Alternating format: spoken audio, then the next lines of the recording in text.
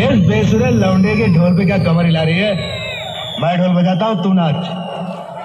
फुलवारानी, अरे इससे कहते अगर ढोल बजाने का इतना ही शौक है तो आ जाए, मुझसे मुकाबला कर ले। क्यों बे, हमको चुनौती देता है?